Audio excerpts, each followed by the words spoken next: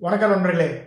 Bow புட்டு புட்டா படத்தோட கதை என்னன்னு சொல்லிடுறேன். இந்த படத்தோட டேரக்டர் வந்து பார்த்தீங்கன்னா ஜெகதீஷ் மிஸ்ரா. ஸோ அப்படிங்கிற அவருடைய டேரக்ஷன் வந்து இந்த படத்தோட கதை வந்து பார்த்தீங்கன்னா ஒரு ஊரில் ஒரு அம்மா பையன் இருக்கிறாங்க. அந்த அம்மாவுக்கு வந்து பார்த்தீங்கன்னா புருஷன் இருந்தாங்க.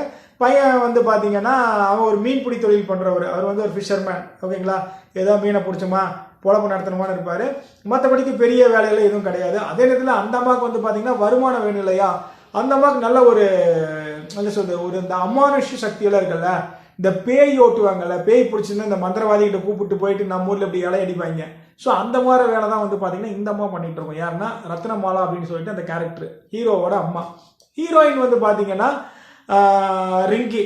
ஸோ இவங்க வந்து என்னன்னா என்ன சொல்றது, என்னன்னா இவங்க வந்து அந்த ஊரில் வந்து ஹீரோவை வந்து லவ் பண்ணிக்கிட்டு இவங்களும் வந்து ஒரு வேலை பண்ணிக்கிட்டு அப்படியே ஹீரோவை லவ் பண்ணிக்கிட்டு இருப்பாங்க. ஸோ இவங்களுக்கான ஒரு காதலும் ஒரு ட்ராக்ல ஓடிட்டு இருக்கும்.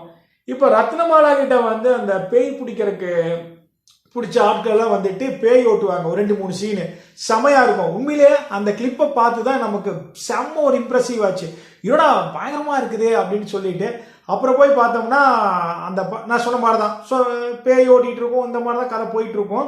ஒரு கடத்துல வந்து பார்த்தீங்கன்னா இவங்களோட பையன் இருக்காரு பார்த்தீங்களா, இவங்க பையனோட உடம்புக்குள்ளேயே வந்து அந்த அமானுஷ்ய சக்தி வந்து உள்ள வந்துடும். ஒரு பேய் மாதிரி ஒரு ஜீவன் அவர் உடம்புக்குள்ள வந்துடும், அந்த ஹீரோட உடம்புக்குள்ள. உடனே இப்போ ரத்னமாலாவுக்கு ஒரு சேலஞ்சிங் ஆகி போச்சு. நம்ம பையன் உடம்புக்குள்ள இப்படி ஒரு விஷயம் வந்தது, அதாவது பேய் உள்ள வந்திருக்கு, அது ஏன் வந்துச்சு, எதனால வந்துச்சு, எப்படி வந்துச்சு.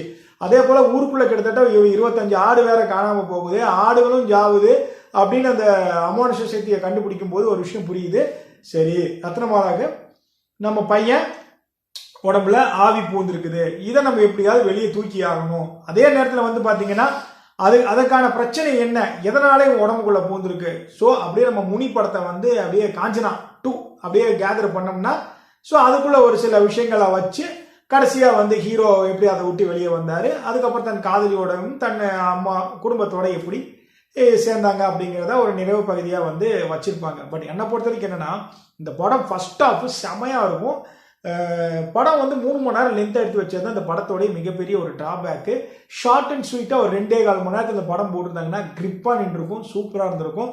பட் இருந்தாலும் இந்த படம் வந்து பார்த்தீங்கன்னா ஒடிசாவில் கிட்டத்தட்ட வந்து 100-130 கோடிக்கு மேலே இதோடைய பாக்ஸ் ஆஃபீஸ் வசூலே வந்து வந்திருக்கு. சொல்லப்போனால் ஓவரால் இந்தியாவில் வந்து இந்த படம் பெரிதும் வந்து பார்த்தீங்கன்னா பேசப்பட்டுக்கிட்டு இருக்கு, ஃபோக்கஸ்ட் ஆயிடுச்சு. உண்மையிலேயே ஒரு ஒடிசா மூவி இந்த அளவுக்கு ஒரு எக்ஸ்ப்ளோர் வந்திருக்கு அப்படிங்கும்போது உண்மையிலேயே நம்ம பாராட்ட வேண்டிய விஷயம். இந்த படத்துல குறிப்பா சொல்லணும்னா ஒரு சில பேய்த்தனமா இருக்கும், அதுதான் இந்த படத்தோடைய பிளஸ் பாயிண்ட். ஜோக்கு காமெடி ஹாரர்ல காமெடி எல்லாம் கிடையாது, எடுத்தோம்னா நம்மளே பயந்துடணும். அந்த மாதிரி வந்து மேக்கிங் அண்டு அப்புறம் அந்த பேயோடைய ஸ்கேரி ஜம்ப் எலிவேஷன்ஸ் எல்லாமே செமையா வச்சிருப்பாங்க. குறிப்பிட்டு 2 பேருக்கு பேய் ஓட்டுவாங்க பாருங்க, அதுலயே அந்த படத்தோடைய என்ன சொல்றது, அந்த படத்தோடைய தரம் என்னங்கிறது நமக்கு தெரிஞ்சிடும். உங்களுக்கு டைம் கிடைச்சா அந்த படம் பாருங்க, பார்த்துட்டு உங்களோட கருத்துக்களை பதிவிடுங்க. நன்றி, வணக்கம், தேங்க்யூ.